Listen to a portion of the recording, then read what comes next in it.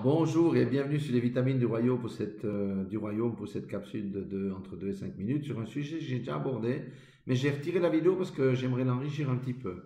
C'est est-ce que la manifestation des dons ou est-ce que les dons accordés à quelqu'un garantissent-ils le salut ou la vie éternelle? C'est une question très très importante. Mais la Bible est très claire aussi par rapport à la réponse à apporter. Nous allons voir ça dans Matthieu chapitre 7 à partir du verset 16. Il dit, vous les reconnaîtrez à leurs fruits.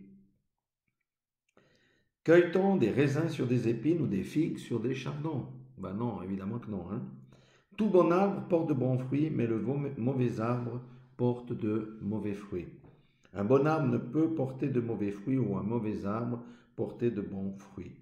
Tout arbre qui ne porte pas de bons fruits est coupé et jeté au feu. C'est donc à leurs fruits que vous les reconnaîtrez. Amen. Reconnaître si quelqu'un est de Dieu, ce n'est pas par les dons, c'est à leurs fruits, aux fruits de leur vie. Ça veut dire au comportement de leur vie. Est-ce qu'ils marchent dans la sanctification ou pas? Les dons, c'est une chose, mais ce qui est plus important que les dons, c'est la vie que les personnes mènent. Pourquoi on ne peut pas se fier aux dons? Ben d'abord parce que les dons peuvent être contrefaits. Rappelez-vous la femme à l'esprit de Python qui suivait Pierre et Barnabas, je crois, et après 3 jours, Pierre a chassé l'esprit de Python de divination. Pourtant, elle disait la vérité. Elle disait à qui voulait l'entendre que ces deux hommes-là sont des véritables oints de Dieu. Pourtant, ça, c'était l'esprit de Python, ça venait du diable. C'est la première des choses. Ensuite, pour ceux qui ont vraiment reçu des dons du Saint-Esprit, le parler en langue ou l'interprétation, les dons des guérisons, les dons des miracles et toutes ces choses-là, eh bien, la Bible dit qu'on doit vraiment regarder. Est-ce que la vie de ces personnes qui manifestent ces dons est conforme à la parole de Dieu ou pas? Est-ce qu'ils marchent dans la volonté de Dieu ou est-ce qu'ils ne marchent pas dans la volonté de Dieu? Est-ce qu'ils marchent selon leur propre chair et utilisent leurs dons pour leur propre gloire? Si ils opèrent avec les dons sans la volonté de Dieu ou s'ils opèrent avec les dons pour leur propre gloire, l'entrée du ciel leur est fermée. Vous croyez que c'est ce que je dis, c'est pas vrai? Mais regardez, Matthieu 7, 21, il dit, ceux qui me disent Seigneur, Seigneur, donc ça veut dire que ce sont des gens qui connaissent Dieu, n'entreront pas tous dans le royaume des cieux, mais seulement celui qui fait la volonté de mon Père. C'est pour ça qu'il faut faire attention. Euh,